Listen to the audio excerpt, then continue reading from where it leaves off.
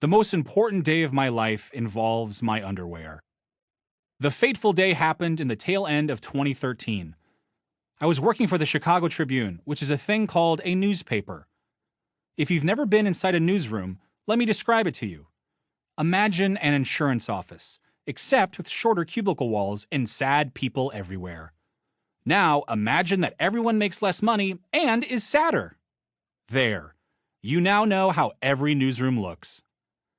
If you want to know your pecking order at a major American newspaper, the desk location they give you is a great indicator. If you're placed near windows with a view of the city, you're adored.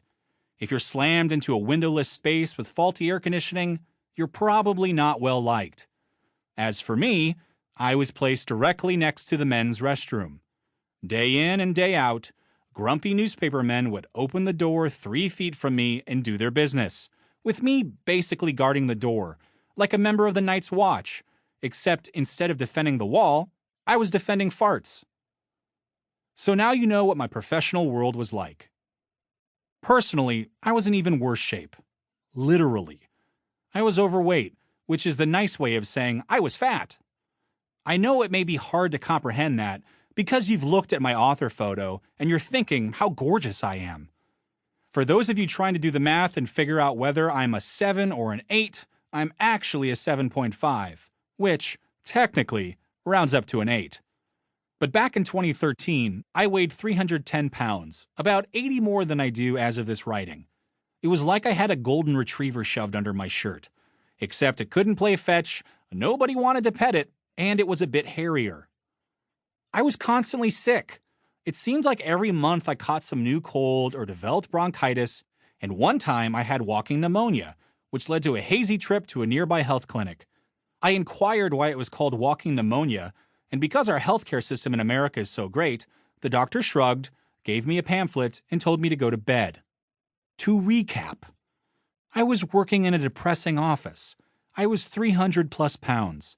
I was sick all the time. And on this particular day, I was forced to sit in a meeting that was a waste of everyone's time. For those who have worked in an office, you know that a meeting is where productivity goes to die. And if you've read the Old Testament, you know that the first meeting of all time was in the Garden of Eden between Eve and the serpent. So, meetings were literally created by the devil. Whatever this meeting was about has been lost to the ages. But at some point during this work gathering, I crossed my legs underneath the conference room table, and somehow, because of the laws of physics and fabric, I did the most unoffice-like thing ever. I split my pants. All I knew was I had moved my legs, and suddenly the world behind me had become quite drafty. I don't know if you've ever split your pants during a meeting at the Chicago Tribune, but it's hard to concentrate on anything afterward.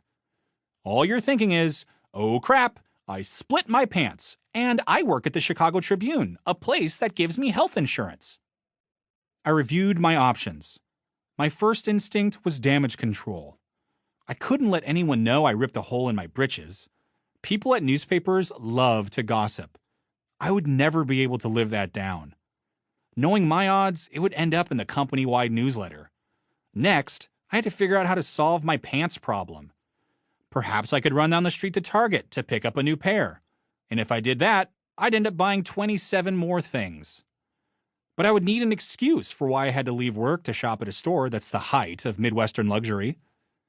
I imagined how that exchange would go with my manager. "Boss, I gotta head out for a minute," I would say.